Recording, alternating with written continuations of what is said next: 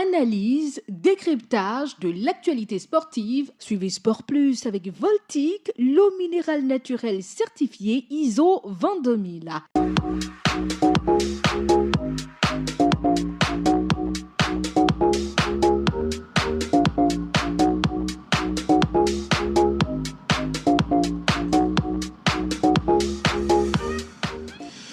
Merci de nous choisir pour vous informer. C'est bien l'heure de Sport Plus de tous les mercredis sur votre Radio Djena.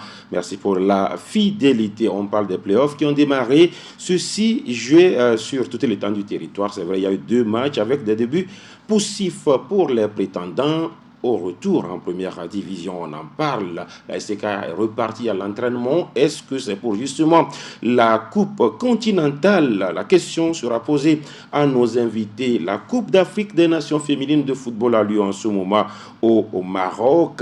La CAF revalorise les dotations. On en parle aussi, l'Euro féminine accourt en ce moment avec l'Espagne qui fait un sans faute et qui est déjà en quart de finale. En fin de cette émission, nous aurons un entretien avec la présidente de l'ONG Passaï, promotrice de la Reine des Championnes dans le district préfectoral de football d'Aguenivé. Déjà sur ce plateau, nous sommes comme souvent, avec des confrères. Grégoire Kokou-Attignon de Radio Sport FM Lomé. Grégoire, bonjour. Bonjour Latif et bonjour à tous ceux qui sont branchés sur Radio Djena. Edwige Jigbodi Apedo de Radio Djena. Edwige, bonjour. Bonjour Latif, bonjour à tous. Je suis Latif Yoruma. On parle justement de playoffs qui ont tardé, mais qui ont démarré, Edwige Apedo. Les playoffs de la D2 qui ont démarré, je vais dire, le week-end dernier avec 2 matchs nuls parce que les clubs du Sud comme du Nord sont entendus parce que c'est un club qui va monter par zone. Maintenant, Maranatha a accueilli à Gaza de Lomé. Un match qui s'est soldé sur un score de parité, un but partout. Du côté du Nord, c'est Massi qui a été accroché par qui mettait de Tchamba. US Koza par US Koza 0 but partout. C'est cela pour voir que toutes les équipes, les 6 équipes se sont préparées pour une montée en première division. Donc ça serait vraiment difficile, mais seuls les chanceux vont pouvoir tirer leur épingle du jeu. On a écouté l'honorable Gabriel Ameyi, président de Maranatha de Fiapo, qui souhaite vraiment revenir en... Ils disent qu'ils reviennent, hein? Oui. Vous savez, Maranatha veut dire Jésus revient. Jésus revient, voilà. Donc qui souhaite vraiment revenir en division d'élite. C'est le même vœu pour les autres présidents de clubs, mais tout se joue sur le terrain. Jésus revient, mais on ne sait pas quand. Donc, peut-être aujourd'hui, peut-être demain. Maranatha veut revenir. À Gaza, c'est le même discours. Quand vous écoutez Agobli, il dit on doit revenir. Tout le monde a le même discours, alors que c'est 2 places pour 6, Grégoire. Oui, c'est ça l'enjeu. L'objectif de cette compétition, c'est la montée en division d'élite. On sait que par zone, c'est un club. On sait que c'est 2 qui vont monter en première division. Et c'est pourquoi la bataille ne sera pas du tout facile. Elle est rude, hein. Déjà, vous avez vu l'entame donc, de cette deuxième phase-là, les matchs nuls enregistrés ici et là. Donc, ça explique l'enjeu qu'il y a donc, autour de cette compétition et l'ambition également donc, de chaque équipe. Quand on prend Maranatha de Fiokpo, vous l'avez dit avec son président, l'honorable Gabriel Ameyi, et qui a cette envie-là de vite revenir également en première division. Et là, ça passe forcément par des bons résultats. C'est vrai que le dimanche dernier, ils ont essayé, ils ont tenté, mais seulement que ça n'a pas marché comme ils le voulaient. Un but partout, ce n'est pas aussi alarmant, mais étant à domicile, les messagers avaient quand même à cœur de gagner pour quand même annoncer les signaux pour cette phase-là. Maintenant, c'est un match nul. À Gaza de Lomé également, on le dit, à Gaza, c'est cette équipe-là qui, ma foi, on dirait, a beaucoup plus de chance. Je ne sais pas pourquoi, mais on a l'impression que les Verts de Tocoin, c'est vrai qu'au départ, n'étaient pas aussi favoris, mais aujourd'hui... C'est leur saison. Apparemment, c'est ce qu'on est en train de voir. C'est ce qu'on est en train de voir, surtout avec ce match nul. À ce point, aller chercher donc à Womé, ce n'était pas donné à n'importe qui. C'est vrai que lors de la phase régulière, c'était également des matchs. Ils ont déjà réussi ce nul là-bas. Ce match nul là à Womé, ils l'ont encore fait parce qu'il fallait au moins revenir, rentrer avec un point. Ils l'ont fait. Maintenant, il n'y a plus de faux pas à faire pour les autres matchs à venir. Il reste 3 matchs à venir. Il n'y aura plus de faux pas, que ce soit du côté de Maranatha ou encore du côté d'Agaza. Maintenant, quand on prend la zone nord... Avant justement de parler de la zone nord, alors Maranatha accroché, d'accord, mais cet après-midi, les messagers ont l'occasion peut-être de démentir tout le monde. Ils sont attendus à Thiévié au stade Dr Kaolo par le Dito aussi qui entame sa compétition. Je pense que Maranatha a déjà commencé ses playoffs avec ce match nul, frustrant surtout que c'est à domicile. Maintenant, c'est un match à l'extérieur.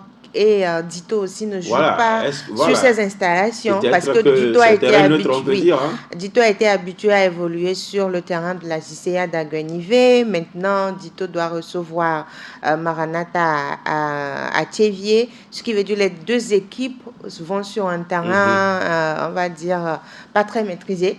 Maintenant, bon, moi je pense que c'est le Dynamique Togolais qui doit bien entamer cette compétition parce que ce sera le premier match. Soit c'est Maranatha qui confirme en s'imposant parce qu'aujourd'hui, les matchs ne vont pas du tout arranger la fin du classement, mais il faut des victoires pour pouvoir se démarquer du classement et espérer monter en première division.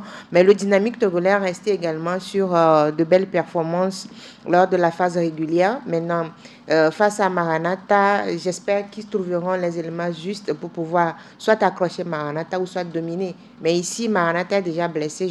Je vois un peu les messagers prendre un peu leur revanche après ce nul la face au Vert de Tocoin. Maranatha qui est à Lomé depuis lundi, vous comprenez, donc voilà la taille des ambitions, et ce n'est pas Maranatha et Dito Sol qui vont jouer.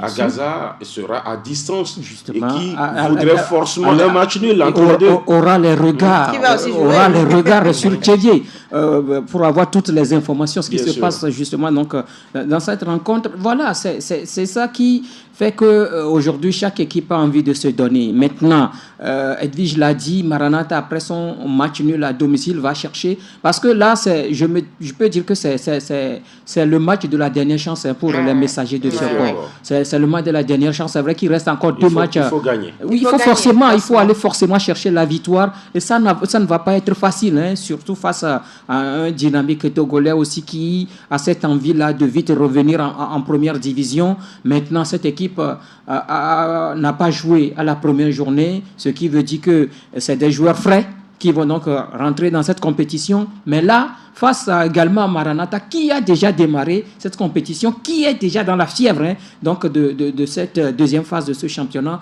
Donc ça veut dire que c'est un match qui va être âprement disputé. Ça va être beaucoup plus... Ça va beaucoup cogner. Ça, il faut s'attendre à ça. Ça va cogner. Ça va cogner. Oui, nous parlons du Dynamique Togolais. On sait que du côté de Dito, c'est un jeu un peu physique. La première qualité de voilà, Dito, c'est un jeu physique. Et là, Maranatha aussi va chercher à répondre. Est-ce qu'ils ont les moyens, justement? Écoutez, est-ce qu'il y a de jeunes joueurs au niveau de Maranatha? Quand vous prenez Essor Dolom, voilà, le jeune Dossard 10, et puis il y a un petit Ghanéen Dossard 8, Stéphane Kouassi, Dossard 8, c'est des jeunes joueurs, mais très techniques. En fait, c'est des joueurs qui se connaissent. Les deux équipes se connaissent parce qu'elles se sont déjà affrontées à la phase régulière 2 fois. Oui. C'est la 3e fois donc qu'elles vont se voir. C'est des équipes qui se connaissent et je crois que c'est des entraîneurs également qui connaissent un peu le système de jeu de l'adversaire. Anoura Makpaloir, sans doute a une idée sur le jeu de Patoubi Liabé, de même que Patoubi aussi a une idée sur le jeu de Maranatha de Fioport. On verra ce que ça va donner pour la phase, en tout cas la poule A, où pour l'instant Agaza a 1 point, le Maranatha 1 point également, et puis on ne va pas dire 0 point pour Dito parce qu'ils n'ont pas encore joué. Et donc tout le monde est convié cet après-midi au stade Dr Kaolo de Thiévié. La frustration était beaucoup plus grande du côté de Sokoré, Semassi et ses supporters accrochés par Cara Sud, les académiciens de Cara Sud. C'est les guerriers de Tchaoudjo qui ont tenté, mais qui n'ont pas réussi à s'imposer ou bien marquer un but face à US Koza. On l'a dit, US Koza a posé beaucoup de problèmes également aux guerriers de Tchaoudjo lors de la phase régulière. Donc, c'est ce qui se répète encore pour ces playoffs. Maintenant, si Semassi veut revenir en première division, Semassi doit prendre ses responsabilités et gagner les matchs. Le deuxième match, ce n'est pas un match à disputer dans la boule. Ce n'est plus des discours, c'est l'action qui compte. Parce qu'aujourd'hui, Semassi a prouvé qu'ils veulent venir. Maintenant, il faut prouver sur le terrain qu'ils veulent réellement, que les guerriers de Tchaoudjo veulent réellement remonter en première division très rapidement. Et cela passe par des victoires. Ce n'est plus l'heure des discours, je retiens cette j'ai l'impression que c'est ce qui a un peu tué Semassi pour le compte de son premier match. Il y a eu trop de bavardage.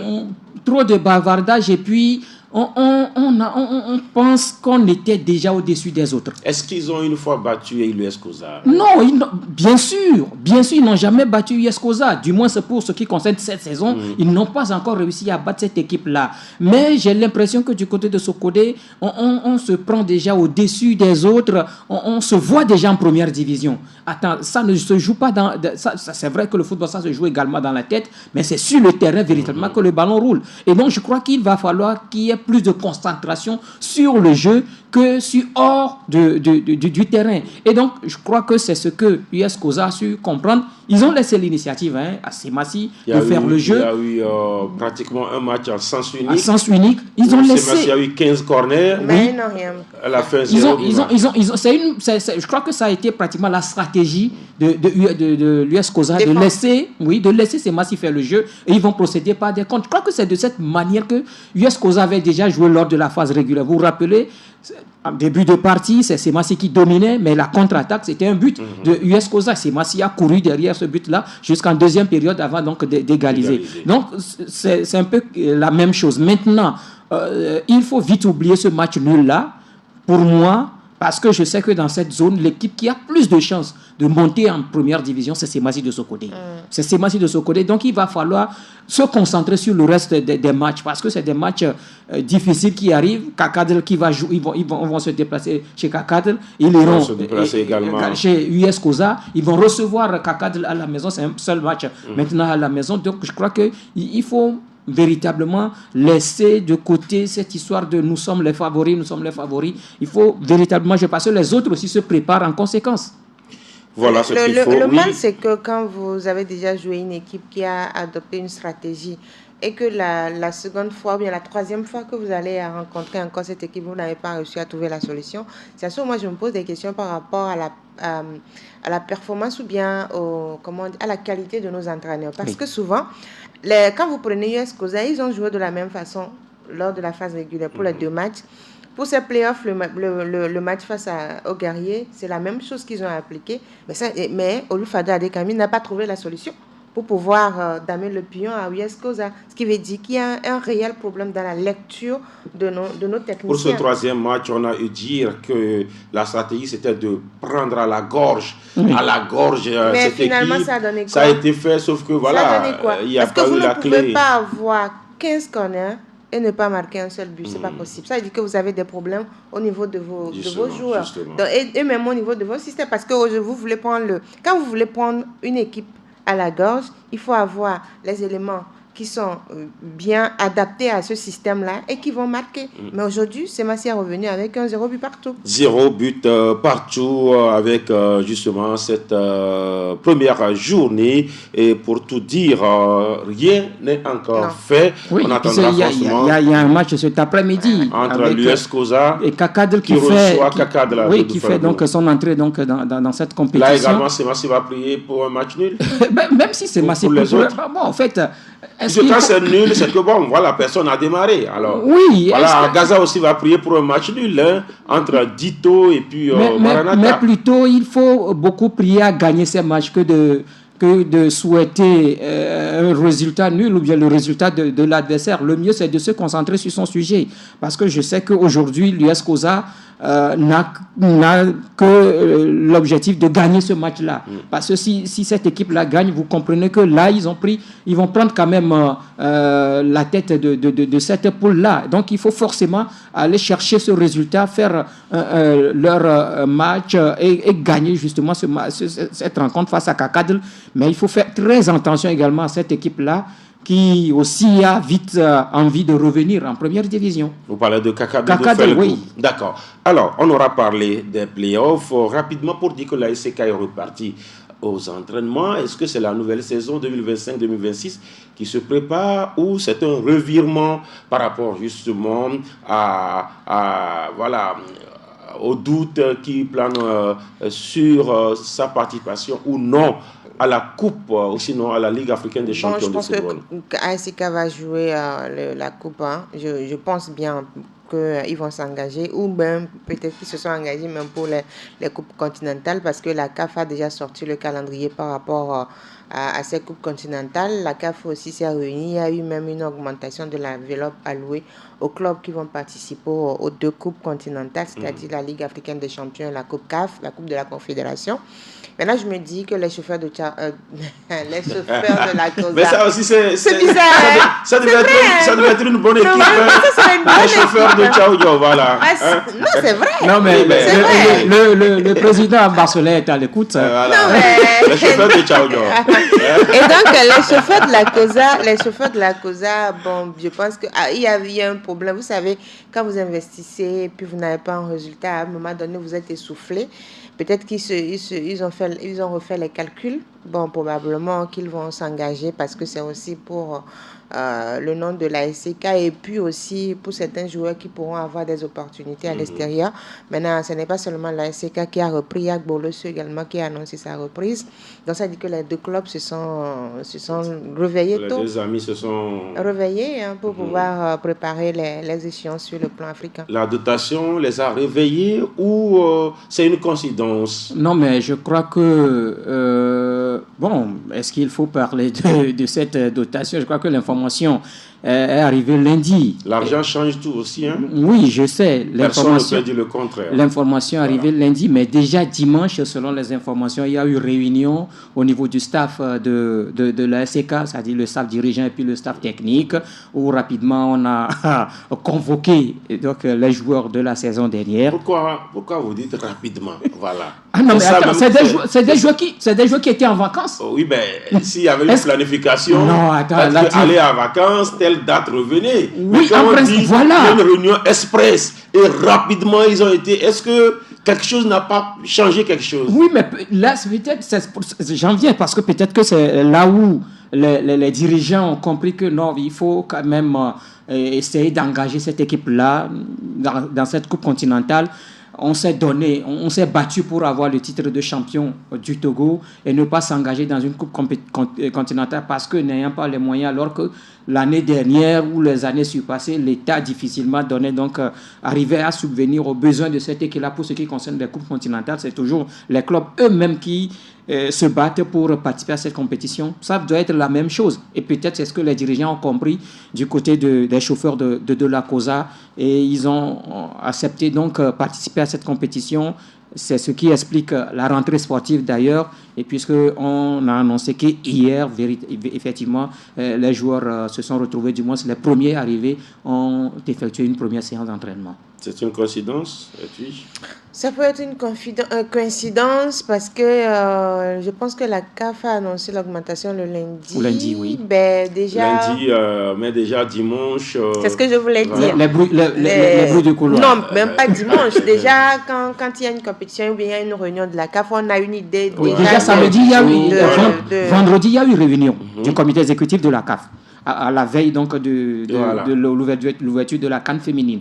Donc peut-être et puis écoutez, les dirigeants de la SCK sont quand même membres de la fédération. La fédération est membre de la confédération. Et donc probablement que c'est cela, c'est ce qui a changé les idées au niveau de la SCK. Mais moi je me dis au-delà de ça, quand ils ont annoncé leur non-participation, moi je me suis dit j'attends Ils ont dit qu'il puisque se peut... Voilà, puisque ce n'était pas aussi une décision officielle. Moi, je dis j'attends pour voir ce qui va se passer lorsque la CAF va sortir les poules, il y aura les tirages au sort. J'attends pour voir, parce que pour l'instant, ils ont dit, il se pourrait. Maintenant, on attend. Mais heureusement que la CAF aussi a augmenté la cagnotte. C'est une question d'honneur aussi. C'est une question d'honneur. Parce que voilà, l'histoire retiendra que, c'est à l'année 2025, que le président Mama Soleil n'a pas pu jouer la Coupe continentale parce qu'il n'a pas d'argent. Il n'avait pas d'argent. Mais c'est dommage qu'on le dise comme ça.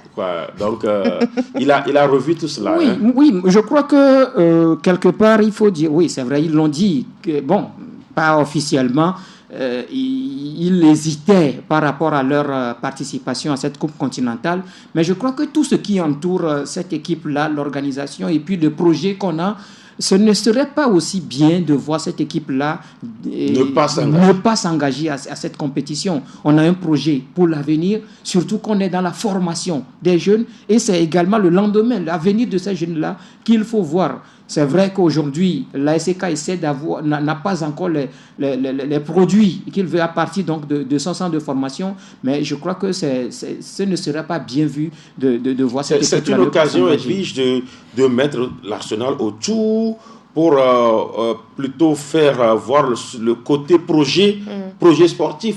Pas forcément d'aller gagner la Ligue africaine des champions. C'est le moment d'exhiber peut-être son projet. En fait, la SCK avait depuis quelques années a commencé par travailler sur la formation à la base avec son centre, avec même la construction de cette infrastructure. Maintenant, quand vous allez sur le continent, c'est l'occasion aussi d'attirer les partenaires externes qui pourront peut-être, qui seront intéressés par votre projet de formation et vont accepter peut-être intégrer votre, comment on dit, souvent dans le business on parle des parts.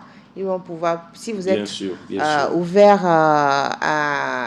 vous ouvrez vos actifs, je pense qu'il y aura des parts qui seront des partenaires qui seront intéressés à prendre des parts. Donc, ça dépend du projet de l'ASK parce que seul on ne peut pas réussir. Aujourd'hui, on sait que quand on prend le football à l'international, c'est un travail qui se fait en symbiose. Il y a un conseil où chacun a des parts, chacun attend des ristournes. Donc, si ASK parvient à avoir cela, je pense que ça serait bien pour le club et pour le football togolais. Donc, le mieux, c'est d'aller sur le continent et continuer par négocier. Aujourd'hui, on n'a pas de bons négociateurs également. On a des projets, mais les projets, on n'arrive pas à négocier. Il faut s'entourer des gens qui parviennent à défendre notre projet. Vous pouvez même amener même le Real à avoir un partenariat avec vous. Si vous avez un bon projet de bons négociateurs. Bien sûr. Comme dans le temps, il y avait l'Ajax d'Amsterdam qui avait un projet avec l'Ajax Cape Town d'Afrique du Sud. C'était un truc comme ça. Pour l'instant, c'est l'omerta totale autour de Boulessou. Mais ils ont annoncé leur reprise. Ils ont annoncé leur reprise sur le 8 également, donc des entraînements. Ils se sont entendus alors. Probablement. Voilà. Mais puisque l'information peut-être leur est parvenue. Et pendant ce temps, la fédération annonce la saison 2025-2026 qui devrait démarrer, Edwige, le 14 septembre 2025. C'est annoncé pour la reprise de la première division. Oui, le 14 septembre. Maintenant, on attend parce que souvent on annonce, on a le calendrier, on a le chronogramme de la saison, de la nouvelle saison. Après, il y a des reports. On espère qu'il n'y aura pas de report pour cette fois-ci et que cela sera respecté parce que cela agit également. Quelqu'un me disait hier qu'il faut utiliser souvent ou toujours avec la Fédération togolaise de football. Souvent ils annoncent, mais il dit non. Toujours ils annoncent, mais... Et donc on espère que cette fois-ci, la date du 14 septembre sera respectée pour le démarrage de la première division. Cela également va permettre à ce qu'on évite ce qu'on a vu en fin de saison. C'est-à-dire il faut terminer, pour pouvoir respecter le calendrier au plan international et tout. Quand on commence vite, même si on sait qu'on prend déjà du retard en commençant en septembre, mais c'est déjà mieux si on respecte cette date-là. Mais si on repousse encore, ça pose un problème. Et surtout par rapport aux équipes également qui se préparent. On sait que c'est le 14 septembre, on se prépare pour commencer le 14. Après, il y a report. C'est que déjà, sur le plan financier, vous perdez. Vous perdez en matière de gestion parce qu'il faut encore chercher des moyens pour maintenir les joueurs, pour pouvoir payer les joueurs. Parce que dès que vous commencez, c'est que les joueurs doivent rentrer dans leurs droits. Donc, moi, je pense que c'est bien de lancer le chronogramme, d'annoncer le 14 septembre et c'est bien aussi de le respecter. Une nouvelle saison annoncée, celle de 2024-2025 n'est toujours pas terminée. Voilà. Parce que la première division n'est toujours pas finie. Voilà. Et il faut dire que c'est maintenant que la commission de recours finit ces dossiers. Sort certains. Et ce n'est pas encore fini. Dossiers, voilà. Le lundi à hier, plusieurs décisions ont été rendues.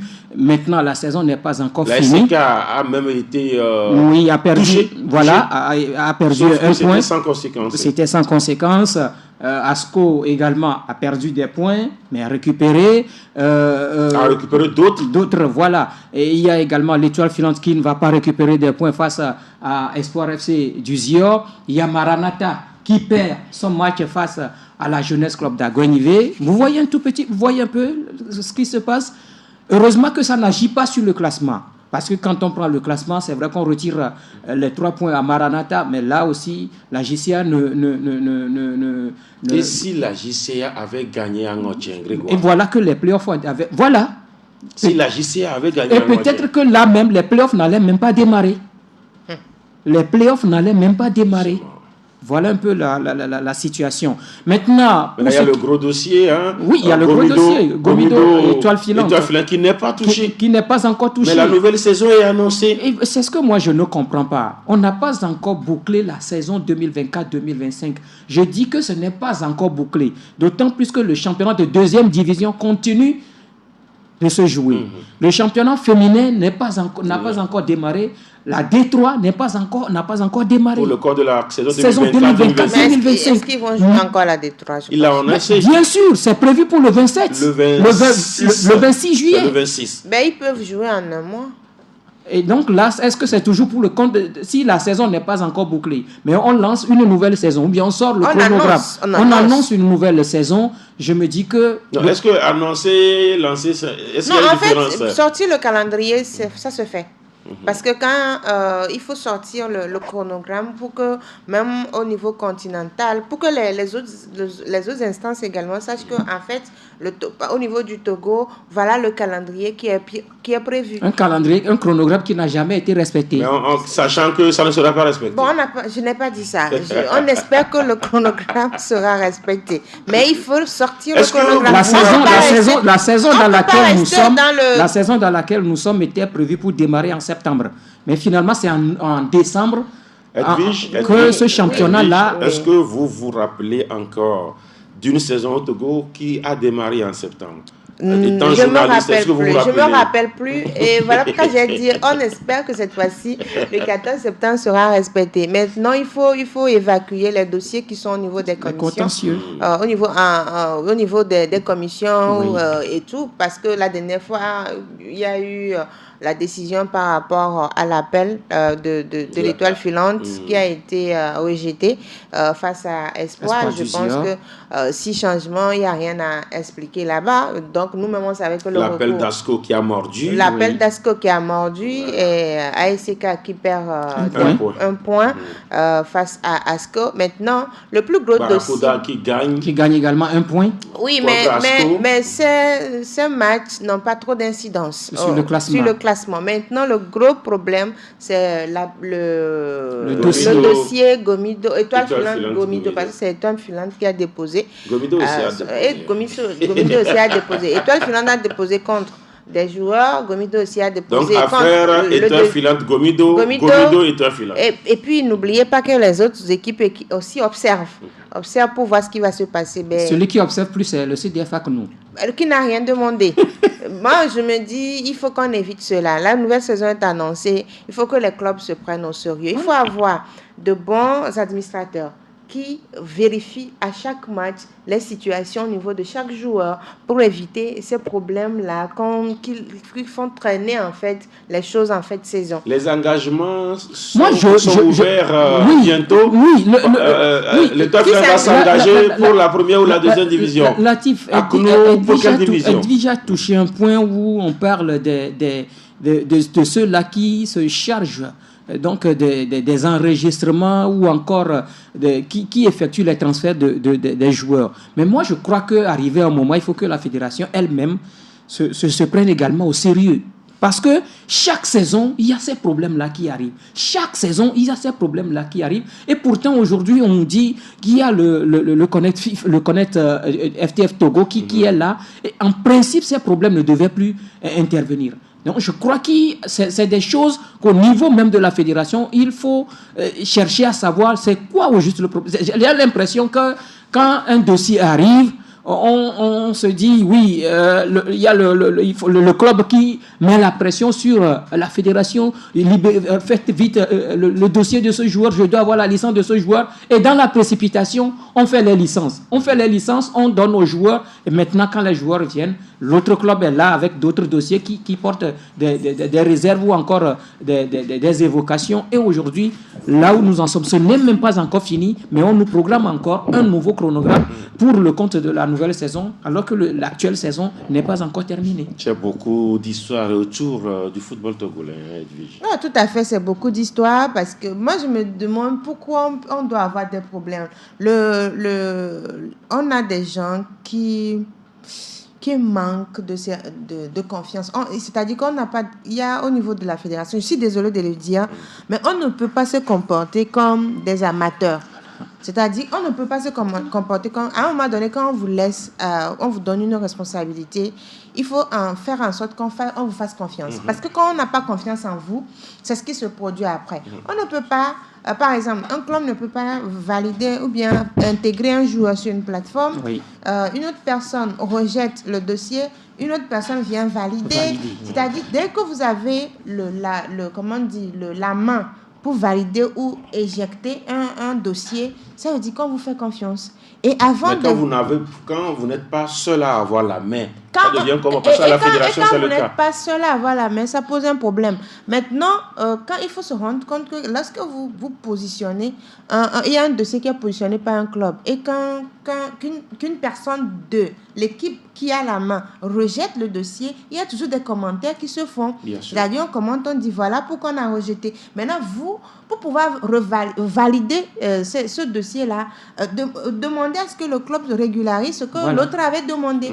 Mais vous ne le faites pas et vous validez. Voilà le problème qui est sur la table aujourd'hui. Donc ça, c'est un problème de dysfonctionnement administratif. Oui, moi je suis désolée, c'est un problème de dysfonctionnement c'est ce qu'on dit depuis le début. Et maintenant, ça là, il faut sanctionner des gens. Parce qu'on ne peut pas continuer comme ça. Il y a des gens qui se disent... Il faut sanctionner des gens ou des clubs.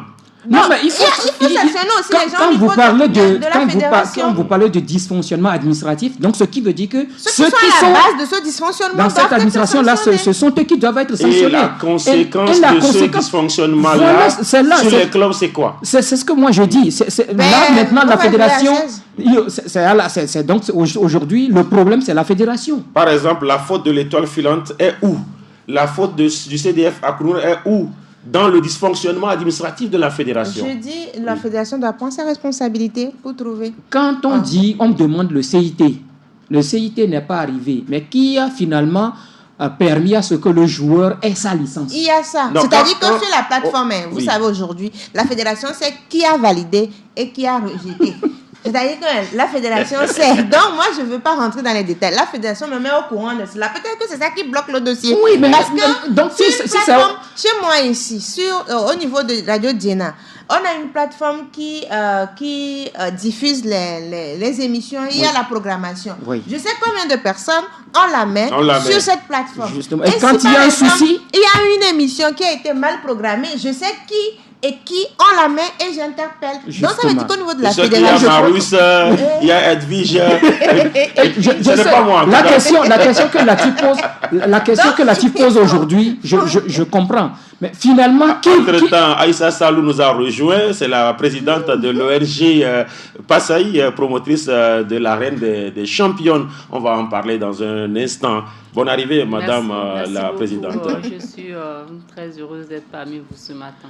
Et donc, Latif, ce qu'on comprend aujourd'hui, est-ce que c'est l'étoile filante qui va être sanctionnée ou c'est Gomido de Palimé qui va être sanctionné? Voilà. C'est la fédération qui va être sanctionnée. Et dans ce cas... Comment la fédération peut se sanctionner? Puisque c'est elle qui sanctionne. Oui. C'est elle qui est en faute. Si la fédération comment on peut être sur une branche et signer la branche? En fait, si la fédération veut être dans la transparence, il y a des agents au niveau de la fédération qui doivent être sanctionnés. Parce que quand un club positionne un joueur et quand l'une des personnes qui doit valider rejette. Deuxième chose, il y a une autre personne qui a la main, qui vient, qui valide le dossier. Et finalement, on se rend compte que ce joueur a été intégré et joue. Un autre club fait la même chose, toujours. C'est-à-dire, mais à un moment donné, il faut sanctionner pour que les gens prennent conscience. Parce que ça ne peut pas continuer comme ça. Les gens se plaignent. Ce n'est pas parce que vous êtes à la fédération que vous avez la main sur un système ou bien dans un système que vous allez dire, bon, si tu me vois, ça peut se régler. Ou que, par exemple, Latif, je sais que Latif est commissaire au niveau de la fédération de football. Mais étant amoureuse de Semassi, de ce côté, je dis, bon, si je vois Latif, ça peut se gérer tranquillement. C'est pas possible. À un moment donné... Si vous me voyez, vous avez vu la mauvaise personne. Non, mais c'est-à-dire que, à un moment... Je suis un Burkinabé. Je suis intègre. Voilà. Non, bon, voilà. Il faut qu'on ait des gens intègres au niveau de la fédération, surtout ces personnes qui valident les dossiers des joueurs. Je vous dis que ce dossier-là, vous avez la solution. Le dossier-là est très lourd. Et la fédération ne va sanctionner aucun club. Soit on sanctionne. La fédération ne va sanctionner aucun club. C'est ce que je dis. Et maintenant, à la fin, le dernier mot revient à la fédération. Et ce sera 16 clubs. On verra pour la saison 2025-2026. En tout cas, je dis ça peut être 16 clubs pour la saison 2025-2026, mais il faudrait que ça soit... Il faut que les têtes tombent. Il faut régler ce problème. Parce que ce n'est pas la première fois que cela se produit. Que les têtes tombent. Voilà. Vous voulez qu'on enterre des gens? Il faut rendre les gens intègres.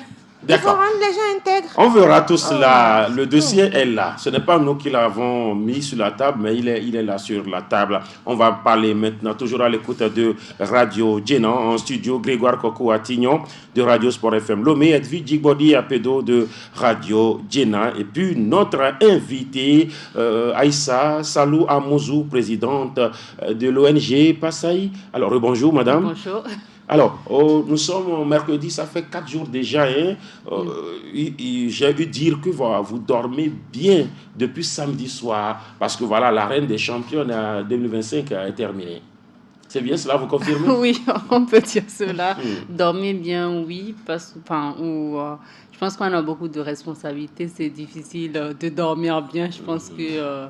Madame la directrice est bien placée.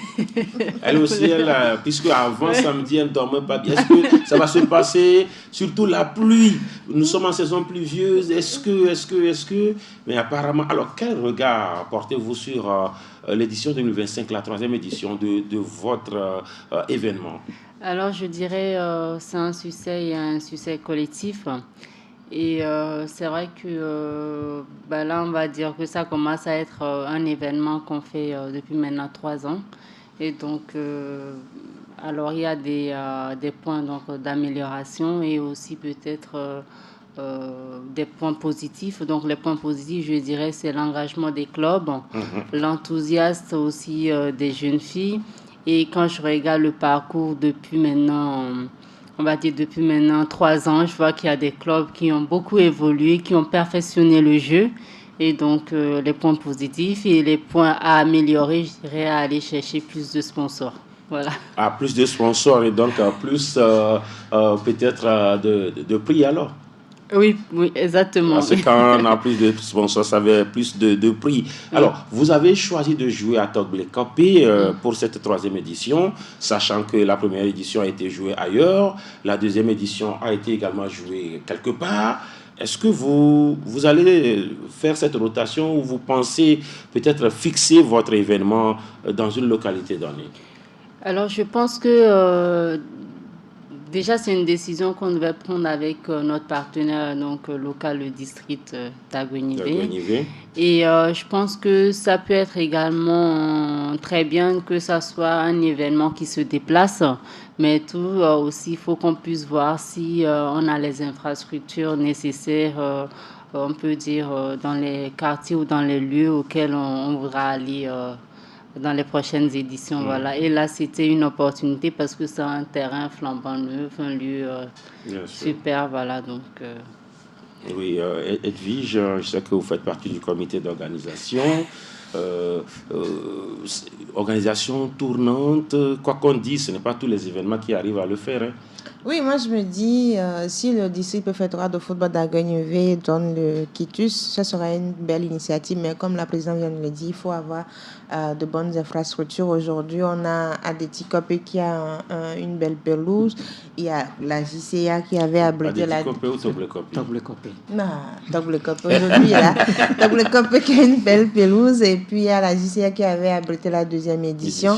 Maintenant, si, par exemple, on veut venir vers Zanguera, est-ce qu'on a un terrain qui peut abriter cette compétition répondant, parce qu'il faut permettre aussi aux jeunes filles de s'essayer sur des terrains soit synthétiques ou des gazons naturels. Cela permet au staff également de voir un peu les répondants en fait en face, parce que jouer dans le sable, sincèrement, vous n'allez pas mieux cerner en fait le style de jeu, même les capacités des jeunes, parce que c'est difficile hein, quand vous jouez sur du sable. Maintenant, faire une rotation, ça serait très bien de le faire, parce que ce serait aussi bien par exemple de jouer à Zanguera, pourquoi pas. L'idée ça aussi, serait bien de jouer là sur le terrain TK, hein.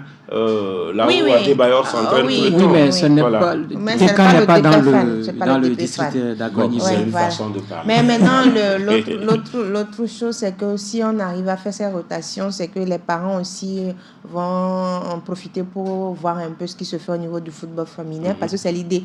L'idée, c'est de sensibiliser aussi les parents à laisser leurs filles jouer au foot en même temps, au même moment où elle a décidé d'aller à l'école, elle peut jouer aussi également au foot, mais amener ce genre d'événements vers les parents, ça serait bien. C'est important de souligner. Et quand elle parle de parents, vous travaillez beaucoup plus avec les enfants au niveau de l'ONG Passaï, et vous aidez d'ailleurs les meilleures actrices de chaque édition. Je voudrais, ou les auditeurs, les internautes voudraient en savoir plus sur le parcours des lauréates passées antérieures. Alors, les 3 lauréats de l'année dernière, donc je l'avais dit dans une interview un peu plus récent que, alors on a une qui a arrêté ses études et il y en a 2 donc qui continuent les études. Donc cette année, on leur a donné donc des bourses d'études donc qui couvraient leur scolarité et leur fourniture scolaire. Et la 3e personne, c'est vrai que pour l'instant, on réfléchit comment on peut l'accompagner vers une professionnalisation ou vers un métier sur lequel elle peut se former. Est-ce que vous êtes satisfaite de vos lauréates? Alors, je dirais oui, parce que... et aussi, pour l'instant, je dirais aussi que c'est un peu plus compliqué en fait d'évaluer, parce que c'est que la première année. On pourra peut-être évaluer dans 3 ans. C'est pour ça que la bourse couvre 3 ans. Et au-delà des 3 ans, si on est satisfait, on va pouvoir les accompagner en plus longtemps. D'accord. On verra tout cela avant de poursuivre cet entretien. La CAN féminine de football bat son plein au Maroc. Je sais que vous aimez bien ce pays-là, du Japéto. Tout comme moi, Grégoire aussi. Bon, d'accord. Grégoire, vous aimez le Maroc aussi? Ben, bien sûr. Mais je ne me souviens pas de la dernière fois où vous avez visité le Maroc. Je n'ai jamais visité le Maroc, mais c'est un pays que j'aime. Ah, d'accord. Oui. Sur elle, je me souviens que c'était tout récemment. Et l'Afrique du Sud a réussi son entrée, puisque c'est elle qui est la tenante du titre. Edwige Japéto. Ah oui, ben, quand vous êtes tenante du titre et puis vous arrivez, c'est que vous êtes, on va dire, la cible de toutes les équipes. Maintenant, c'est l'ennemi commun. Maintenant, les Sud-Africains ont réussi leur entrée. Il y a également... face au Ghana. Voilà. Ghana qui revient. Le Ghana qui revient de la compétition parce que aussi les Ghanéens, à un moment donné, au niveau du football féminin, il y a eu... Elles ont disparu des radars. On va dire, est-ce que c'est une disparition? Je ne sais pas, mais il y a eu un petit problème au niveau du Ghana, même chez les hommes aussi. À un moment donné, on ne sentait plus. Oui, c'est une question d'organisation au niveau de la fédération. Oui, avec les problèmes avec Nyantaki, surtout les problèmes de corruption. La corruption qui a envahi le football ghanéen. La corruption qui a plombé un peu le football ghanéen. Mais maintenant, il y a eu un retour, même si elles ont perdu face aux Sud-Africaines. Moi, l'autre match qui a été intéressant pour moi, c'était le match des Marocaines, où elles ont réussi à accrocher les Zambiennes, même si, pourquoi moi je dis elles ont réussi à accrocher les Zambiennes? La Zambie, quand on prend le football féminin au niveau, la Zambie aussi s'est réveillée depuis quelques temps. Il y a l'Afrique du Sud, il y a la Zambie, il y a le Cameroun et puis le Nigeria. Le Nigeria, donc les Zambiennes, quand on parle de football féminin sur le plan africain, c'est la Zambie. Voilà pourquoi je dis, le Maroc a commencé par travailler un peu, mais le Maroc, on a vu dès qu'ils ont décidé d'investir dans le football féminin, et il y a des moyens qui ont été déployés, les équipes, les sélections sont dans de bonnes conditions. Et puis les binationales qui ont été rappelées aussi. Donc elles ont réussi à accrocher la Zambie. C'est ce qui fait en fait le charme du football féminin, parce que dès que vous vous réveillez, vous investissez, vous voyez tout juste les résultats. C'est important de souligner que... Oui, Grégoire? Oui, en dehors de l'Afrique du Sud ou encore de la Zambie, il faut aussi parler du Sénégal, qui a fait sensation lors de la première journée avec cette écrasante victoire sur la RDC, 4-0. Il faut quand même parler du Nigeria, 9 fois vainqueur de cette Coupe d'Afrique des Nations. Vous savez qu'à la dernière édition, le Nigeria a été battu en demi-finale par l'Afrique du Sud. Et donc, aujourd'hui, on comprend que le Nigeria veut revenir et bien veut reprendre un peu son trophée avec toute son équipe. Le Nigeria n'a pas changé des joueuses, c'est les mêmes qui sont là, Sissat Oshoala, la gardienne également qui est bien présente. Et donc le Nigeria aussi a bien démarré cette compétition. Maintenant, il y a ces équipes-là qui sont également attendues, mais qui n'ont pas encore démontré grande chose. Il y a la Tanzanie, qui était véritablement attendue, mais qui est battue par le Mali. Qui est battue par le Mali. Il y a également le Botswana, qui, lors du dernier tournoi, a démontré quand même quelque chose. Malheureusement, elles étaient tombées sur plus fortes qu'elles, et donc cette équipe de Botswana n'est pas arrivée à gagner son match. On va voir ce que la deuxième journée va donner, puisque... Ça démarre aujourd'hui. Vous savez, c'est vrai, elle a parlé tout à l'heure du Maroc, mais il faut dire que le Maroc n'a pas véritablement lancé sa compétition. C'était un peu difficile pour elles. Les Marocaines, lors de la première journée, elles étaient menées 2 fois avant de revenir. Moi, j'ai aimé leur réaction. Oui, il faut s'attendre également à ça. Et puis, ce n'est pas une petite équipe. Écoutez, le Maroc était à la dernière Coupe du Monde et allé en 8e de finale. Je crois battu par la France en 8e de finale de la dernière Coupe du Monde avec Reynal Pedro, c'est bien sûr. Maintenant, il y a également un travail qui se fait, qui continue pas à se faire. Au-delà de la compétition, il y a également une polémique. L'Algérie et le Maroc, le problème est toujours là, où les Algériens refusent d'abord de prononcer le nom Maroc, et puis ils ne veulent pas mettre le Maroc sur... De toutes les façons, elles ont pris l'avion. Ils ne veulent pas mettre les images de Maroc sur leur... De toutes les façons, c'est un problème qui va au-delà des compétences de la Confédération africaine de football. C'est une question politique, tout simplement. Alors, demain, peut-être, pourquoi pas voir les filles de la Reine des Champions à la CAN. Peut-être c'est un objectif caché aussi, non, Salou? Les filles passées par la Reine des Champions vont se retrouver dans l'équipe nationale du Togo. Voilà pourquoi vous invitez toujours, bien souvent, la sélectionneur nationale. Oui, exactement. Et en fait, c'est vrai que... on ne va pas dire que toutes les filles iront, je ne sais pas, à la sélection nationale, mais je crois qu'il y en a quelques-unes. Et j'ai vu Madame Kaï qui disait qu'elle en avait déjà repéré quelques-unes. Et c'est aussi créer l'opportunité et la possibilité de leur ouvrir une autre porte. Parce que avant, au-delà de ce que la fédération fait, il n'y avait pas de gala ou on va dire de tournoi de football à part l'arène des championnes. Et l'objectif, c'est de leur permettre aussi de jouer dans des petites compétitions et aussi par exemple, si je peux donner le cas de Ouara, qui m'a vraiment impressionné. Voilà. Avec la capitaine, d'ailleurs, meilleure joueuse, Mofida, oui, c'est ça. Meilleure joueuse de la compétition. Et, c'est ça. Et parce que la première édition, ils ont perdu tous les matchs. Bien sûr, bien sûr. Et, la deuxième édition, c'était mieux. Voilà. Et cette année, on voit que elles sont championnes. C'est ça, exactement. Et donc, je trouve que elles ont fait un parcours extraordinaire. Et je suis très contente pour... D'accord. Vous avez encore 3, ça devient lourd, 3 filles sous vos ailes depuis le samedi. Qu'est-ce que vous mettez pour elles, ces filles-là? Alors, ce qu'on met en place, c'est comme pour les précédentes. Moi, je n'ai pas encore eu l'occasion de les rencontrer, mais j'espère pouvoir le faire d'ici la fin de la semaine. Et c'est de voir elles sont elles sont à quel niveau d'études, et celles qui veulent poursuivre, on va les accompagner comme les précédentes. Et au-delà de ça, on les a également donné des équipements pour qu'elles puissent aussi continuer le football, voilà, exactement, sereinement. D'accord. Alors, vous travaillez avec le DP Fan, vous continuez, vous pensez continuer avec le DP Fan, ou parce que ça fait 39 districts au Togo, il ne faut pas rendre les autres districts peut-être jaloux. Vous allez continuer avec le DP Fan, ou bien vous pensez peut-être un jour aller voilà, c'est district de Lomé-Golf. Non, Kwelebou-DV par exemple. Kwelebou-DV, travailler avec le district de Kwelebou-DV par exemple. Non, vous connaissez Kwelebou-DV?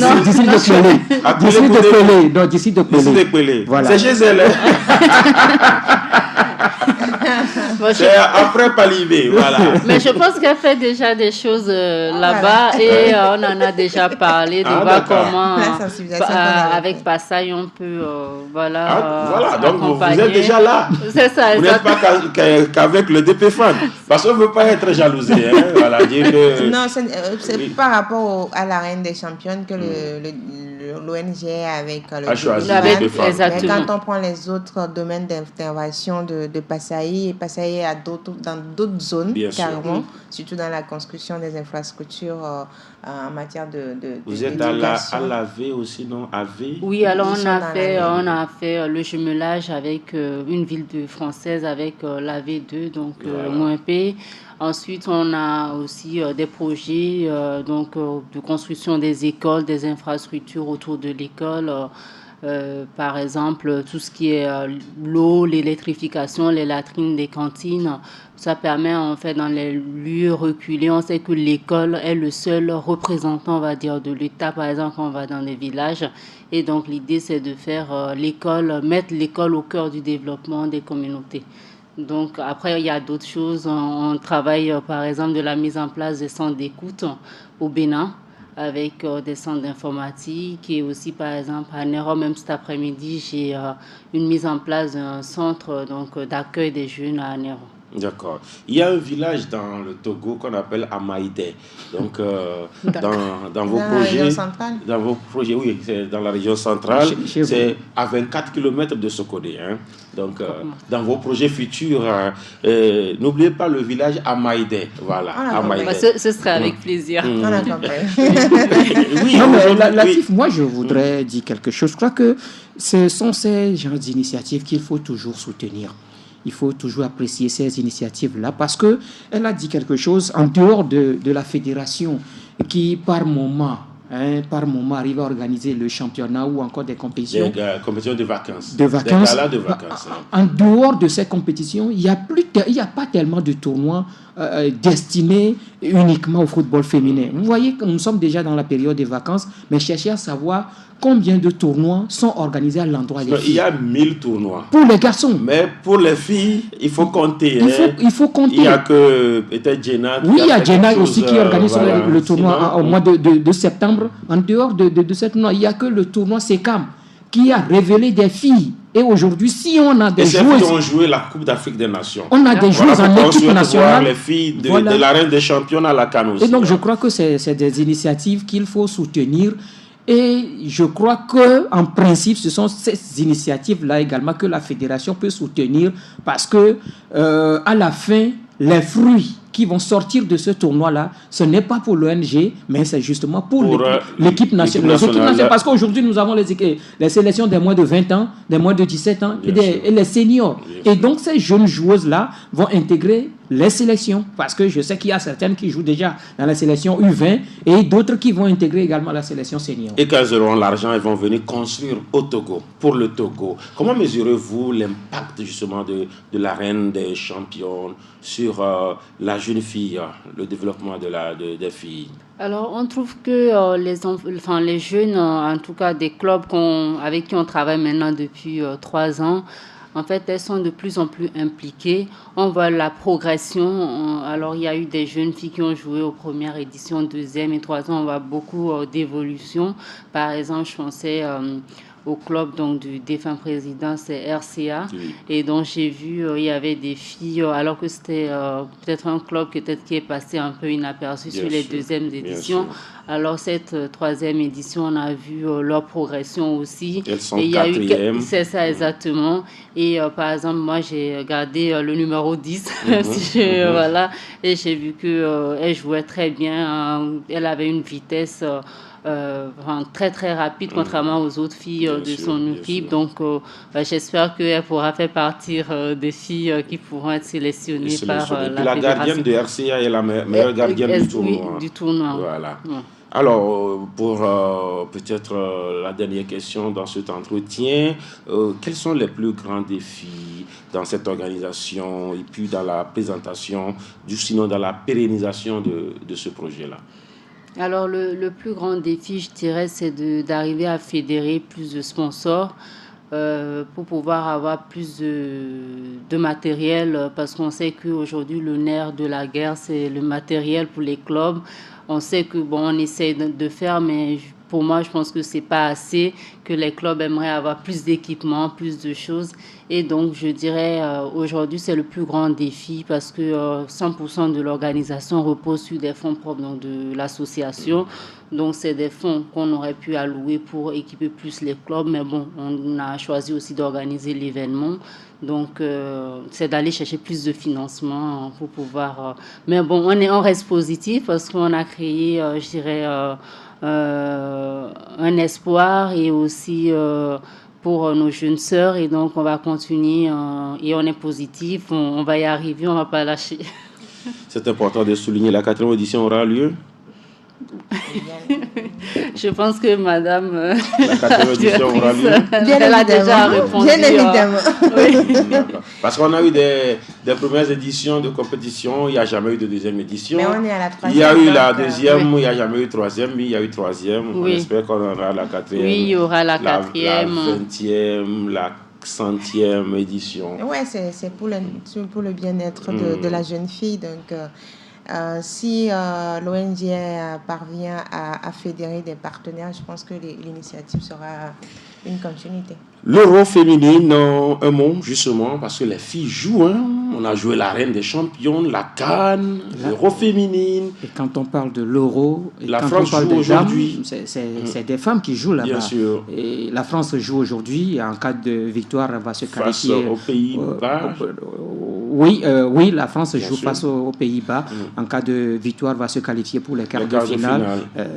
Déjà, la Norvège, l'Espagne, la Suède et l'Allemagne sont déjà donc en quart de finale. On attend de voir maintenant pour la France. Je crois que la France, le plus grand adversaire, c'était l'Angleterre. Elles ont battu l'Angleterre. Oui, les Bleus ont réussi à battre donc les Three Lions. Maintenant, face aux Néerlandaises, il va falloir juste confirmer et gagner ce match-là. Non, la France joue plutôt contre le pays de Galles.